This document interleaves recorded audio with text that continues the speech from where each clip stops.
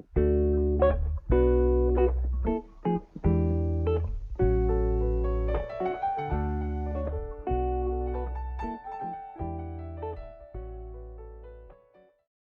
guys, GCSE STEM here.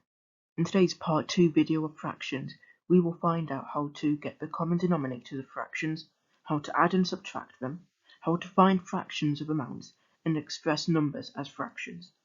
So if we start off with common denominators. The question says, put these fractions into ascending order. And the fractions are 8/3, 5/4, and 12/5. First of all, we need to find a common denominator that can go into all these fractions. Now you may be wondering, why do we need to find a common denominator? Why can't we just add them all up? So why can't it just be 8 plus 5, which is 13, add a 3, and 4, which is 7, and then add the 5, which is 12, and then 13 add 12 from the numerator will give you 25. So why can't the answer just be 25/12? Well, it's not as simple as that. Because 8/3 and 5/4 are totally different. It's like saying you're going to add pizza and chocolate cake together. It just doesn't make sense. In order for them to make sense, we need to make them both the same thing. And what we mean by the same thing is the same denominator. And the way we do that is finding the lowest common multiple of 3, 4, and 5. And in this case, the lowest common multiple is 60. So if we do, now the way we multiply to get 3 to 60 is we multiply by 20. So what we do to the bottom, we need to do to the top. So 8 times 20, 8 times 60, 8 times 20 would give us 160. Sorry, I just got maths wrong. So to 3 to 60 we times by 20, and for 8 by 20 we get 160. So if we move on to our second fraction, 5/4.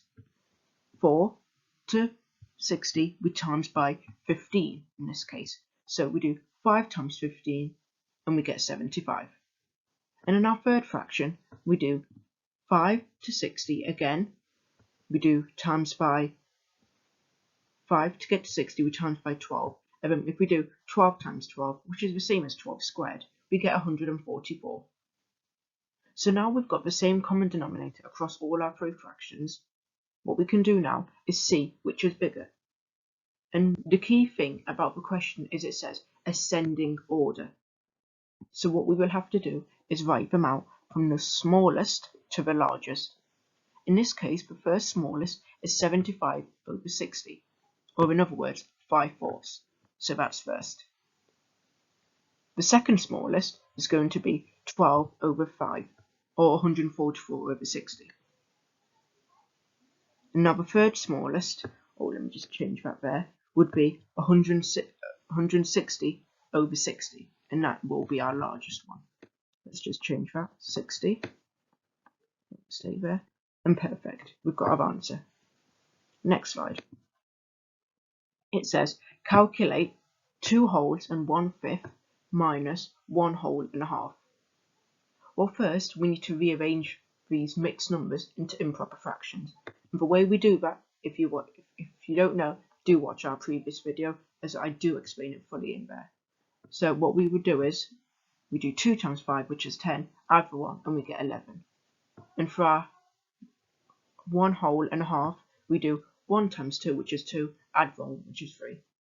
And now, again, in order to minus or add or even find fractions in their ascending order, we need to have a common multiple. So in this case, the common multiple, lowest common multiple between 5 and 2 is 10. So we do 5 to get to 10, we times by 2. So in this case, 11 times 2 would give us 22. And that's our final answer for 2 wholes and 1/5. And then on the other side, we do 3 wholes. No, we do 3/2, and 2 times to get to 10 would give us 5. So we do 3 times 5, and that gives us 15. So finally, we do 22 minus 15, and that gives us 7. Now the key thing is you do not minus the denominators. The denominators always stay the same. So in this case, our final answer would be 7/10.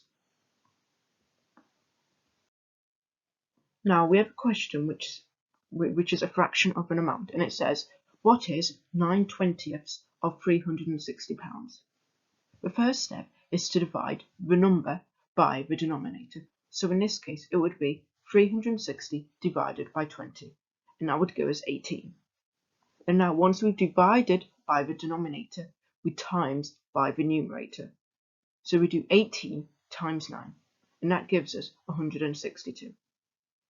Now I always like these questions as they're easy to do and straightforward, and don't require a lot of math in comparison to the first few questions. The final question, it says, express 180 as a fraction of 80. Now the first step is, which a lot of students get wrong, is to write 180 as a fraction over 80. And from then on, you can just simplify. And again, if you don't know how to simplify, please do watch my previous fraction video, as it will clear up a lot of misconceptions. So, if you're really good at your maths, you can do 180 over 80 divided by 20. And that would give you 9/4, which is the simplest form you can get of that fraction. But if you don't, keep on dividing, in this case, by 10, and that would give you 18/8, and then you can just divide by 2. And then 18 divided by 2 will give you 9, and 80 divided by 2, and 8 divided by 2 will give you 4. That was GCSE STEM. If you enjoyed this video, please give us a like, comment and subscribe. Comment down below what you thought of the video, and thanks for watching. That was GCSE STEM. Goodbye.